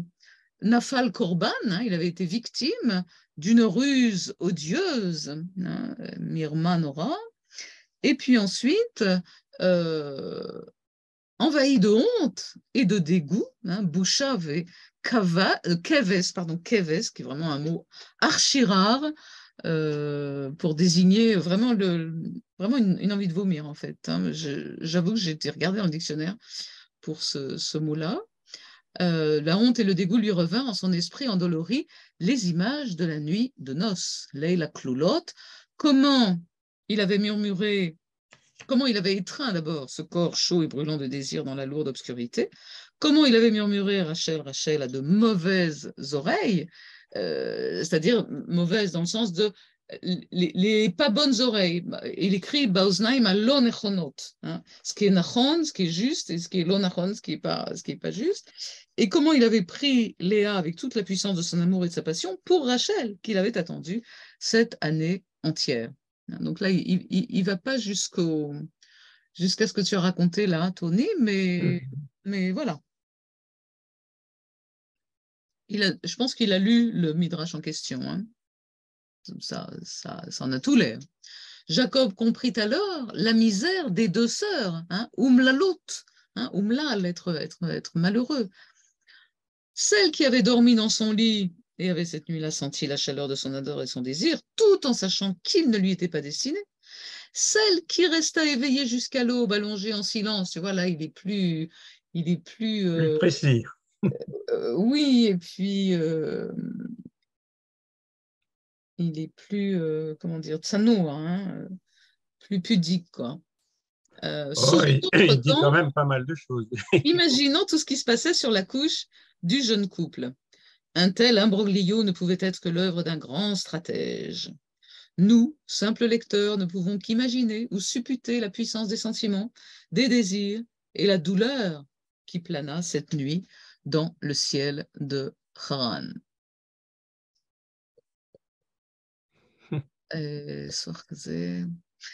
Oui, alors il utilise, je reviens juste, mais ça c'est anecdotique, la couche du jeune couple. Donc on n'utilise pas le mot mita, on utilise le mot mishkav, évidemment de la racine shachav, que vous connaissez, enfin je vois qu'il y a beaucoup d'hébraïsants dans le coin.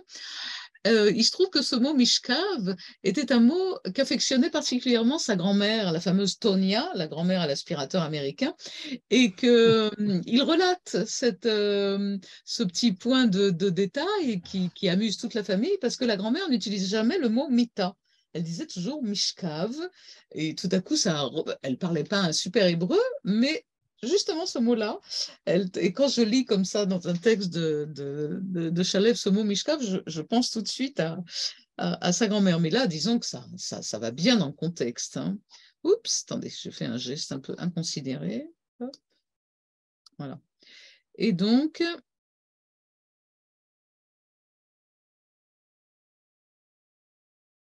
voilà.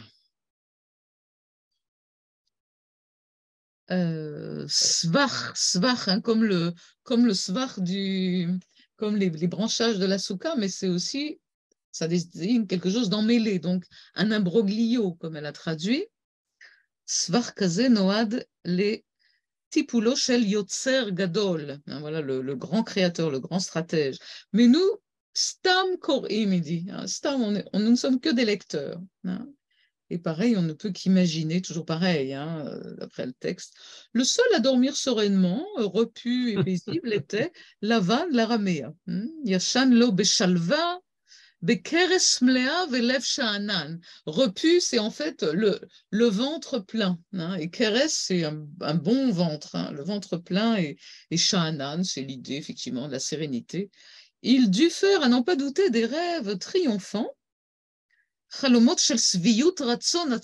des rêves de contentement personnel, hein, de satisfaction personnelle. Mezimato tsalcha beyado, donc son noir dessin, son dessin, je rajouterai noir dessin, avait réussi. Tsalcha beyado, c'est-à-dire quelqu'un qui réussit, qui a été capable de faire quelque chose. Dessin facile à exécuter, bien que retors et abyssal comme l'enfer, au fond duquel ces âmes venaient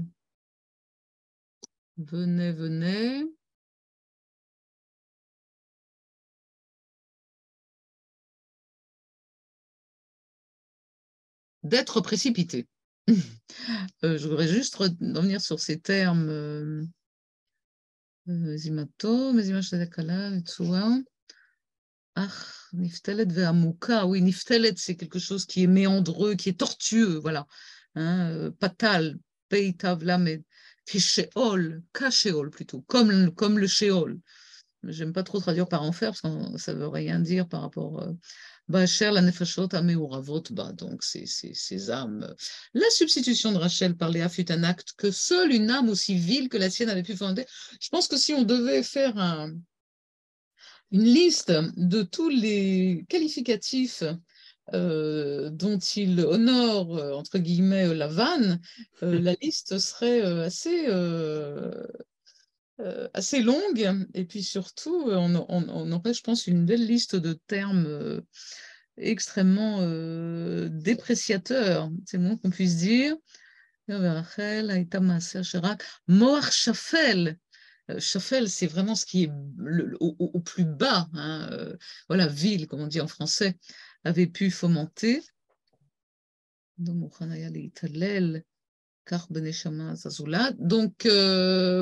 il y avait bien que lui capable d'agir pour bénéficier gratuitement d'un ouvrier. Cette autre année encore, Laban agit d'ailleurs pas par désir de vengeance, par sadisme ou rancune, il dit vraiment sadisme, mais par sordide avarice propre à un vulgaire propriétaire terrien. Kamtsanout merushat, toujours ce mot de rachat, Shelba la chouza megusham, donc megusham, c'est-à-dire aussi l'idée de gassout. Et là, il précise quand même, après toute cet afflux de termes tellement négatif par rapport à la vanne, au lecteur, peut-être surpris par la véhémence des derniers, je dirais sincèrement que je déteste et abhorre la vanne, bien que je n'ai jamais eu le privilège de le connaître personnellement, évidemment. אני שונא ומתעב את לבן בכל ליבי. Voilà. אף שלא זכיתי, j'ai jamais eu la chance, un privilège. C'est la grandeur de la Bible, comme le disaient Philippe et Tony aussi, de pouvoir susciter en nous de tels sentiments à l'égard de ces héros. Mais, et on revient à Jacob, hein, qui n'est pas talit shekula trelet, et c'est ce qu'il écrit en hébreu, aval gam Yaakov lo haya talit shekula trelet, qui est un proverbe très connu, c'est-à-dire un talit qui n'est pas entièrement très laid, ça veut dire il est taché quelque part. Hein, donc Jacob n'était pas sans tache, évidemment difficile. Je ne sais pas si en français il existe un proverbe qui puisse correspondre à ça. Il n'était pas tout blanc, quoi. Il n'était pas tout. Bref. Le lecteur, c'est-à-dire moi qui écris pour vous, a clairement senti que la nuit de noces est un châtiment direct pour l'imposture commise à l'endroit de son père et de son frère. Et nous y revoilà, avec la complicité de la grande instigatrice, sa mère Rebecca. Onesh yashir le Yaakov. Shela onaa, shehuna. Donc onaa, c'est aussi une tromperie. Et le verbe, on a lehonot, qui existe dans ce sens vraiment qu'à cette forme-là. Lehonot, tromper quelqu'un. Et aviv riv im rivka imo ayozemet veha metachnenet. Donc celle qui, effectivement, instigatrice, celle qui est à l'initiatrice, veha metachnenet, et celle qui a planifié, qui a fait tout le tirnoun. Donc il rappelle quand même pour ceux qui éventuellement n'aurait pas ça à l'esprit, elle avait recouvert sa peau glabre de poils de chèvre pour qu'Isaac, aveugle et abusé, croie que se tenait devant lui Ésaü à l'abondante pilosité. Évidemment, tout ça est un peu de nouveau ironique. Atfa et Toro achalak beorot izim, donc les peaux de chèvre, kedei sheyitzchak ha'iver, aveugle, Yit'ae se trompe, Yit'ae bo, le confondre, Ve'yarshov qui est sav à Saïr, plein de poils, Saïr de ça, Omed lefanav. Et d'ailleurs, Isaac, même si Isaac se fit à lui-même la remarque, fameuse remarque, cette voix, Kol Yaakov, Ach Yadaim Yedei Sav. Également, verset archi connu, je n'ai pas noté où ça se trouve, mais on est un tout petit peu plus tôt, pas très loin. 27, Genèse 27. Genèse 27. Où il est ce verset? 22, 27, 22, voilà, pour le... Yomer Akol Kol Yaakov Ve'ayadaim Yedei Esav. 27, 22, juste un petit peu avant. Mais juste avant, Michel, oui. On apprend dans le Tanakh que Ésav aimait Isaac et Rivka aimait Jacob. Voilà, c'est clair. Bon. Oui, très juste, oui. Remarque importante, effectivement, pour tout ce qui se passe. Oui, il y en avait un qui était le chouchou de son père et l'autre le chouchou de sa mère, pour parler comme Chalev un peu. Oui. Tout à fait. Et donc, en dépit de sa perplexité, il était tombé dans le piège, donc Yitzhak toujours avait octroyé sa bénédiction au jeune imposteur, à Ramai Atsaïr, écrit Chalev. Cet acte grave toucha néanmoins mortellement Ésaü autant qu'Isaac. Paga Anouchot, de façon terrible. Birkatav, lo aïta davar kal beotam yamim, une bénédiction paternelle, c'était pas une petite chose, c'était pas une chose légère en ces temps-là. Attendez, parce qu'on ne voit pas grand-chose là à cause de ce truc-là. Je ne sais pas comment on a enlevé ce truc-là, comme ça. Non. Voilà, trouvé. Et leur réaction, lorsque le stratagème fut découvert, fut plus violente encore que celle de Jacob.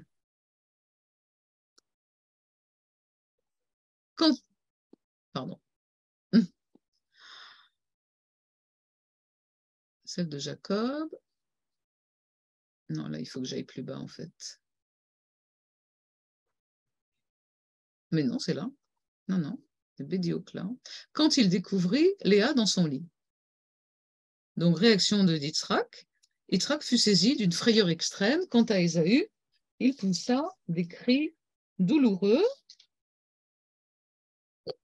27-33.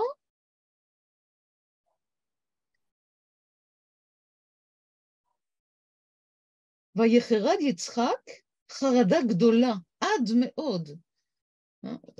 Yecherat charada. Là, l'hébreu s'en donne à cœur joie, évidemment, de la même racine répétée dans le verbe et dans le substantif. Donc, c'est une grande, grande frayeur. Et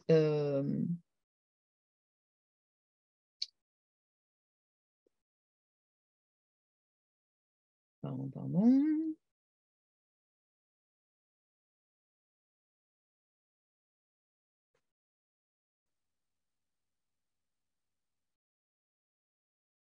Ah, j'ai perdu. Voilà. Oui,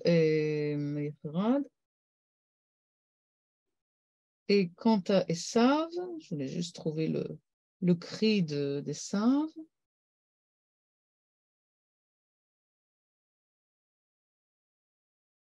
Le cri d'Esav, c'est en verset 34. Kishmo Esav et divrei aviv, vayitzak tzeaka gdola, umara ad meod. Donc, il y en a Vayecherad charada et l'autre Vayitzak tzeaka gdola umara. Puis il lui dit qu'il va le tuer aussi. Oui, oui, ça c'est le tempérament de ça. On peut aisément voir un certain parallèle entre Rebecca et Lavan. Ces deux escrocs, carrément, jouèrent l'un l'autre sur la vue déficiente de leur victime. Dans le cas d'Israël, il perd la vue en raison de la vieillesse. Dans celui de Jacob, l'obscurité de la nuit. Quoi qu'il en soit, dans les deux cas, les esprits s'illustrent par leur douteuse intégrité et leur piètre moralité. Alors, je ne sais pas, peut-être quelqu'un parmi vous, s'il a trouvé ça dans un midrash ou voilà, aussi c'est de lui. Tu peux retrouver ça dans la concordance biblique, hein, si tu as le terme en hébreu. Une concordance biblique, oui, mais pour trouver un midrash, ou alors en lisant, Ah oui, non, ils donnent pas les en allant midrash. voir chez Rashi peut-être, oui, je ne sais pas. Je suis un peu réservé personnellement sur ce terme de moralité, je ne sais pas. Je cherche l'hébreu, justement. Hein. Parce que la la Bible n'est pas morale. Enfin, je sais pas. C'est pas la moralité, c'est yosher. Intégrité. Oui, ah oui, d'accord. Oui, et attends, et Ramatam Amoussarit, bah oui. Oui, quand même. Oui, Ramatam Amoussarit à Yerouda. Oui. Leur niveau de moralité. Bah, bon. En tout cas, même la comparaison de Rebecca avec Laban, qui est très ironique de sa part, évidemment, mais en même temps, comme je disais, à la fois, il est dans le fil du Midrash en rendant ses personnages très humains. En même temps, il pousse un peu ça très loin, au point à la limite de désenchanter l'histoire biblique, parce que cette histoire, elle est à la fois très, très concrète et très humaine, et en même temps... C'est un conte. Oui, et puis il y a quand même l'idée que ça va quelque part, quoi. Enfin, qu'il y a une... Mais oui, mais n'oublions pas qu'il est laïque. Oui, mais c'est une laïcité un peu... Enfin, je ne le suis pas dans sa laïcité. Oui. Non, mais j'entends bien. Non, mais je voulais le présenter pour cette raison, hein, bien sûr. Bien sûr, un petit peu aussi provocateur, entre guillemets. Je le suis sans le suivre. Quoi. Je le suis, mais je sens bien qu'il y a quelque chose, moi, je pense chose d'un désenchantement du texte quand il le pousse trop loin, quoi. Comme en comparant Rebecca et Laban. Et le fait qu'il parle de moralité, alors effectivement en hébreu c'est pas exactement la même chose, mais en tout cas en français ça sonne comment ces personnages qu'on présente comme si merveilleux, ils sont pas moraux. Non, ils sont pas moraux, c'est pas le problème, c'est qu'ils ont ce rôle paradigmatique qui fait qu'ils se sortent quand même d'une vie réelle de façon honorable, je sais pas. Oui, bien sûr. Rappelle-moi le mot pour moralité, Michel. Non, là, il a traduit vraiment, elle a traduit Ramatam Amoussarit Yerouda, c'est-à-dire leur niveau moral bas, Yaroud, de la Redet. Hein. Leur très bas niveau de moralité. Quoi, moralité. Voilà. Tu peux retrouver peut-être un midrash en allant voir le Jastrow. Ouais, oui, peut-être. ouais. Mais je doute qu'il s'agisse d'un midrash. Là, je pense que ça doit être assez Mhm. personnel, hein, parce que, Mhm. effectivement, comme le dit Philippe, je vois mal Chazal, enfin les auteurs de midrash, quels qu'ils soient, en venir à une telle comparaison, hein. Oui, peut-être. Et Oui. puis, voilà, parce que Rivka, c'est quand même, voilà, Arba Imaot, quoi. Je veux dire, Mhm. donc, Oui, mais tu sais, Midrashim, parfois, oui, on a oui, beaucoup sont aussi. d'amour pour Rivka, mais la vérité est tout de suite. Ouais.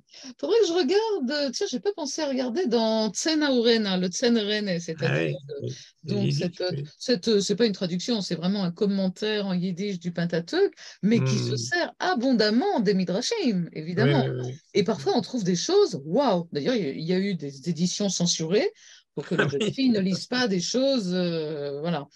Et ouais, oui, je c'est vrai. regardais là. Bon, je vais pas chercher maintenant, mais Oui, tu as raison. piste intéressante. Voilà, on ne sait jamais. Et donc, il poursuit. Bon, évidemment, comme c'était prévu, moi, j'étais vraiment très, très optimiste en pensant que je vais vous présenter deux chapitres, parce que le deuxième chapitre que je vous ai envoyé, c'est la création du monde, qui est aussi, évidemment, un peu gratiné. Et il va poursuivre, on peut poursuivre encore quelques minutes, enfin, à peine quelques minutes, jusqu'à la fin, évidemment, hein, jusqu'à la mort de Rachel. Alors, évidemment, en passant par le Ahuva Ve'asnoa, hein, Ahuva, l'aîné, et la Snoa, Sanou, Haï. Le thème, d'ailleurs, pardon, de l'épouse Haï se retrouve dans un roman. Dans un roman de alors Bourla, pourquoi son prénom m'échappe. C'est un auteur israélien, mais qui est né dans les années 1888, 9, quelque chose comme ça, qui est né à Jérusalem, Yehuda Bourla, qui a écrit un roman intitulé Ishto Asnoa, carrément la femme haïe, et qui est l'histoire terrible d'une jeune fille. Ça se passe dans le milieu des Boukharim et à Jérusalem, dans des années encore difficiles pour ces communautés où le mari pouvait encore avoir une, voire deux femmes, et dont justement cette épouse, l'épouse détestée, l'épouse haïe, à qui il arrive les pires vicissitudes. Euh, et d'ailleurs, la deuxième épouse se dit en hébreu Tsara. Et Tsara, quand même, en hébreu, c'est toujours la racine de étroit, qui a donné après Tzorer, l'ennemi, etc. On a un petit peu ça. Alors, je n'ai plus les termes évidemment en tête, mais enfin, on peut voir ça très vite. Dans Shmuel Aleph, Elkana, avec Pnina et Chana, il y a quand même aussi une épouse aimée et puis une autre qui est ça. J'ai une Bible en papier Bible. Et alors, pour tourner les pages, c'est pas évident. Voilà. Euh,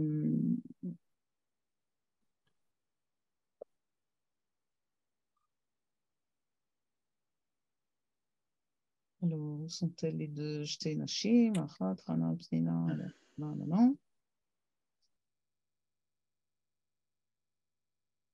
Je sais qu'il y a Tsara. Voilà. Verset 6, pardon, du chapitre 1. Il donnait à Hana donc une double portion, comme on sait.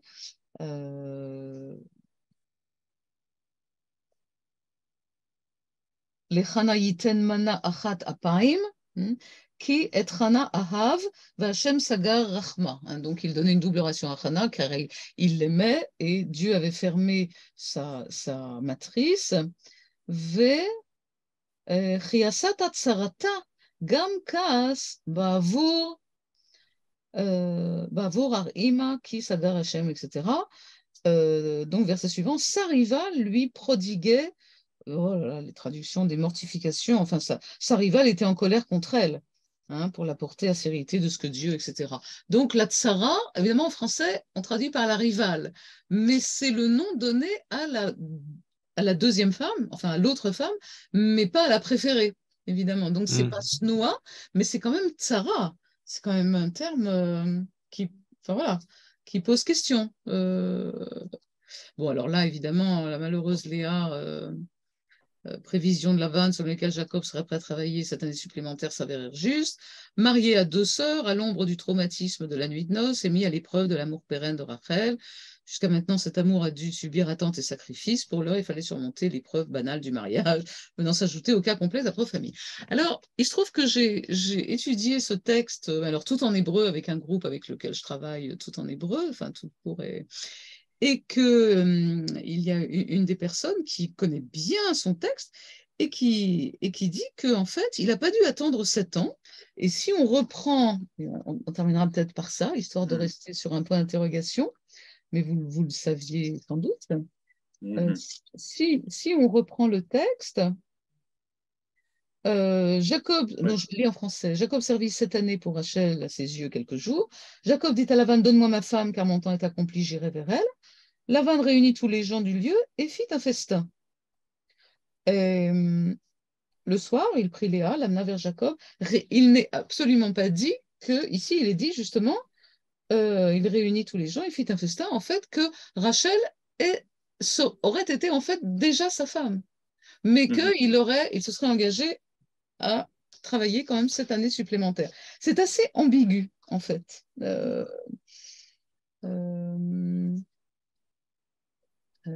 gamme je reprends quand même en hébreu, Yavod berachel, Chadim, Vayomer Lavan, Hava et ishti ki mal'u yamai, va'avo elea, vayesaf Lavan et kol anshe hamakom, vayas mishte. Donc, on a peut-être lieu de supposer que ce mariage a été prononcé, si je puis dire, mais qu'il n'a pas été, comment dit-on en français, consommé. Consommé.